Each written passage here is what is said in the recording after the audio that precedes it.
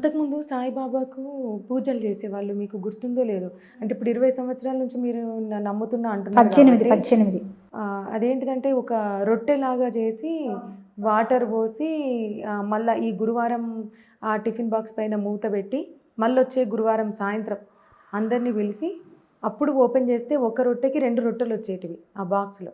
వాటంతట అవే.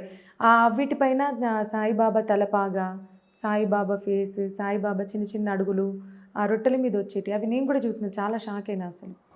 ఏమో ఉండొచ్చమ్మా, నాకు తెలియదమ్మా. నాకు తెలిసింది చెప్తాను, తెలియదు మాత్రం నేను ఒప్పుకోలేను. ఎందుకంటే నేను ఎప్పుడు చూడలా, అది వినలేదు కూడా. ఇప్పుడు మీ దగ్గర వింటున్నా. ఉండొచ్చు, ఎందుకంటే నేను అబద్ధం నేను చెప్పను.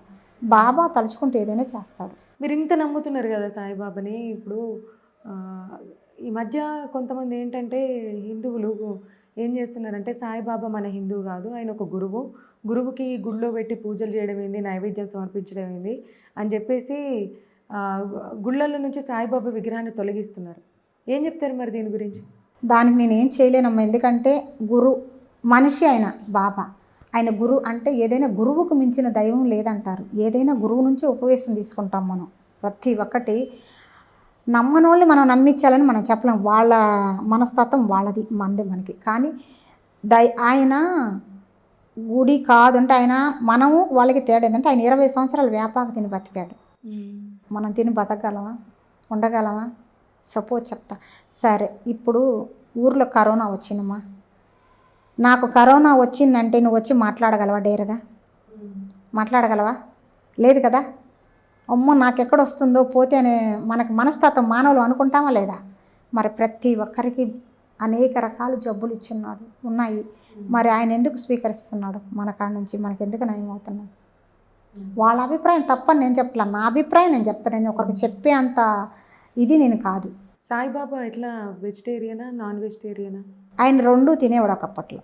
కానీ ఇప్పుడు పెద్దోళ్ళ కాలంలో ఆయన మామూలుగా ఏంటంటే సాయిలీలామృతం, ఆయనతో ఉన్న గురువులందరూ కూడా బాగా ఒక టైంలో మాకు పలావ్ తినాలని ఉంది అని చెప్పారు వాళ్ళు.